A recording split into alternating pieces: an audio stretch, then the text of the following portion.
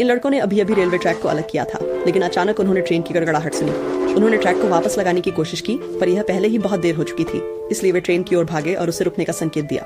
सौभाग्य से ट्रेन दूसरे रेलवे ट्रैक पर चली गई और लड़कों ने राहत की सांस ली। फिर लड़कों ने रेलवे ट्रैक को बेच दिया और उन्हें एक महंगे के बदले में बदल दिया, धातु। उन्होंने धातु को संसाधित किया और इसे एक मॉडल रॉकेट के रूप में आकार दिया। उन्होंने रॉकेट को उड़ाने की कोशिश की, लेकिन हर बार रॉकेट फट जाती। एक बार रॉकेट वास्तव में उड़ान भर गया, लेकिन वह मुड़कर उनकी ओर गिर गया और उन्हें लगभग चोटिल कर दिया। चश्मा पहनने वाले लड़के ने सोचा यह ईंधन की गलती थी, इसलिए उन्होंने रसायन शास्त्र की कक्षा के दौरान गुप्त रूप से इसे सुधारने की कोशिश की। टपटों का प्रभाव बहुत बड़ा था। शिक्षक जांचने के लिए आए।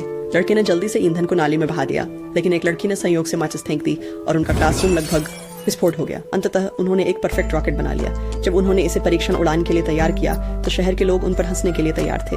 लड़के ने हिम्मत जुटाई और फ्यूज को जलाया, फिर तेजी से सुरक्षित घर में छिप गया। तुरंत ही रॉकेट सीधे आकाश में उड़ गया। लड़कों ने सच में एक रॉकेट बना लिया था और शहरवासियों ने उनके लिए तालियां बजाईं। हालांकि जल्द ही सेना के लोगों ने लड़कों को ढूंढ लिया और उन्हें गिरफ्तार कर लिया। वजह यह थी कि रॉकेट से आग लग गई थी, लेकिन क्योंकि वे अब भी नाबालिग थे, स्कूल ने बस उन्हें निष्कासित कर दिया। लड़के वाकई उदास थे। उन्होंने एक मोलोटोव कॉकटेल बनाया और अपने सुरक्षित घर को जला दिया। उन्होंने फिर कभी रॉकेट न बनाने का फैसला किया। सौभाग्य से उनके शिक्षक ने लड़कों को ढूंढा और उनसे बात की, जिससे लड़के फिर से ज्ञान प्राप्त करने लगे। फिर उन्होंने अपने पूर्व साथियों को पाया। उन्होंने रॉकेट का मार्ग गणना किया। आग उनके द्वारा नहीं लगी थी। अंत में उन्होंने नदी के पास रॉकेट का मलबा भी ढूंढ लिया, इसलिए वे स्कूल वापस गए और खुद को प्राचार्य के सामने साबित किया। लड़के ने ब्लैक बोर्ड पर गणना का सूत्र लिखा। उन्होंने पाया कि आग का कारण एक सैन्य ज्वलनशील बम था। लड़के ने अपना नाम साफ किया।